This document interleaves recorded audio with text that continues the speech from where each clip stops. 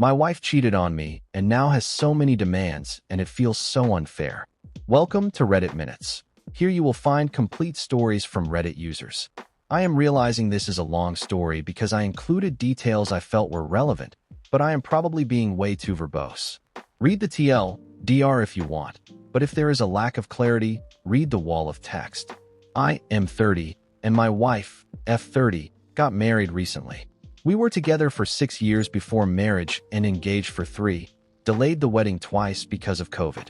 Her mental health has always been a struggle: depression, ADHD, anxiety. But during the relationship it feels like it's slowly been getting worse, and COVID was really bad. She really struggled with not seeing people during the height of the pandemic and anxiety from a family health scare. During this time she lost her job, but got a new one quickly after that was remote, but therefore more irregular with hours. I have always tried my best to be supportive, and she said in the past that she felt I was the only person she's ever met who made her feel she could become who she wants to be. But I suppose that stopped being true at some point. A few months after our wedding, she got COVID and also had long COVID symptoms for a while. It was very difficult mentally and physically. I think she was mostly recovered after several months when she got COVID again and long COVID symptoms again. We knew better how to manage it, so it improved slightly faster, but stress-wise, it all became too much. After she got COVID the second time, we started being much more careful with our masking. We only ate indoors for important occasions and wore masks in bars. We sat outside in the winter at any place that still had outdoor seating. But after her second COVID recovery, she spiraled into a depression worse than I had seen before. She decided to take a leave from work. During the depressive episode and leave, I fed her, did all the household chores, and worked full-time. During her leave, she started improving. She attempted to do many things, like take classes, but the only thing that she really did consistently was yoga. Her sleep schedule was really inconsistent from the depression, so she would often struggle to go to sleep, resulting in being up late and then napping, and continuing to cycle with late sleep times. This meant that she would take later yoga classes after dinner and then have energy. She would say she's going to go to a bar with friends from the class, or that she was going to draw at some bar after, or that she needed to think about therapy, etc. Usually she would say her intention was to be at the bar for an hour or two and then come home. But she would inevitably say, just another 2 hours while I think about things, and do that again until bars closed. Then she'd come home, sometimes drunk. During recovery from a depressive episode and long COVID, I thought this was an unhealthy coping mechanism, and it made her sleep even worse. It meant she'd sleep through the day and not get vitamin D, and sleep quality is so crucial for mental health as well. I would say my thoughts on this, but she's always been defensive about feedback from me. I've journaled about this many times and talked to her about it, including asking her to talk to her therapist about it. But during our couples therapy sessions, we never really got to issues I had with her communication. We only talked about methods I should use to ensure I don't trigger her from past trauma and how we can both de-escalate. Very valuable things, of course. But this time I suppose was too much. During her times out, guys would talk to her. Eventually one wore her down and she made out with him. She gave him her alternate email and they'd meet up to make out, eventually having intimacy. She also met 2 other people who she told she wanted something purely physical with. But she says she never had physical intimacy with them. She would send dirty texts to them and masturbate to their texts. I discovered this when I picked up her phone to charge it when she was napping. We have each other on Face ID and thumbprint, and when you start charging, the screen lights up and shows past notifications. I saw a weird text, so I opened her phone and looked at it. I didn't think it was suspicious when I clicked on it, and had literally zero suspicions until I realized what I was actually reading. I looked at it purely with curiosity because we were so open otherwise, I thought. I was distraught, but I also saw that this guy sent emails to her alternate email that she doesn't keep open by default. I sent myself the emails so she couldn't deny anything later. She woke up from her nap and we talked and cried. I was so broken and numb. But her remorse seemed so complete, and she said that she was dying to be wanted and feel young and alive. She said she never wanted to be with anyone else. She said she's fucked up, mentally, and she's so sorry she's destroyed our marriage too. I wanted to work on this, her mental health, and us, and I told her I wanted to be with her. The next day was hard, but we seemed to get through it somehow. Then she had a therapist appointment. We talked about it afterward. Her therapist seemed to tell her She's never done this before, so it isn't who she is. She was feeling trapped and wanted attention. The leave from work and freedom is working for her mental health, which is true. It was a violation of privacy the way I discovered it.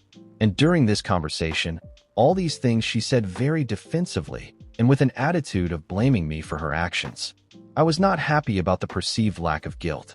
Over the next few days, she seemed to take responsibility, and I had hope for our growth from this. But then she wanted to think about what to do about her job after an afternoon yoga class. This was 5 days after I found out. After, she delayed when she'd come home again. And again, I told her to take her time until she told me she'd be home by 2. I said she can't do the exact thing she did when she cheated this soon after cheating. How can she expect me to trust her? She had location sharing on her phone, and I went to the bar she was at. I told her this again in person. She said she was staying until 2, and that's how it was. I left, and she did come home later. I don't think she cheated or anything. After couples therapy the day after, she had another therapist appointment a few hours later. After that, she's basically not been home. She has told me semi-loose plans, having dinner with a certain friend, but not more than that. She says she needs space. She'll come home late and sleep on the couch until I wake up, then go sleep in our bed until it's time to leave the house again.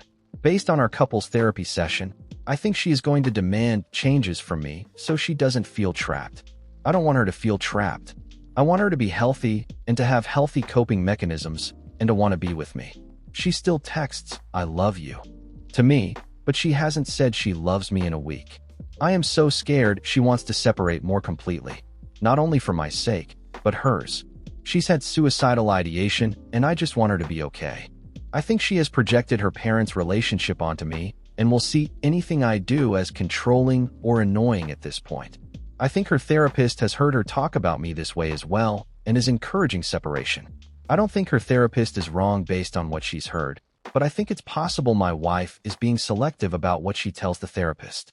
For example, she didn't tell the therapist she was cheating on me for the 2 months it was happening.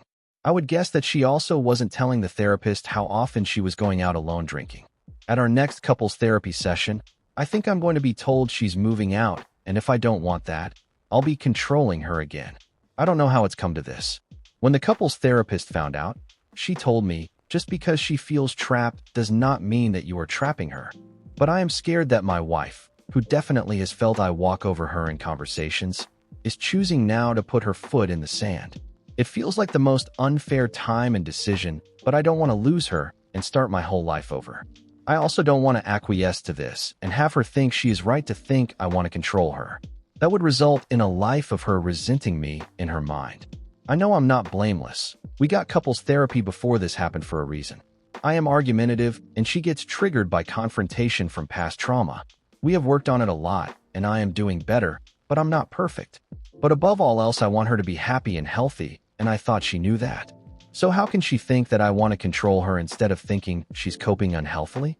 I don't know how I came across with this text, but I am kind of numb right now writing it.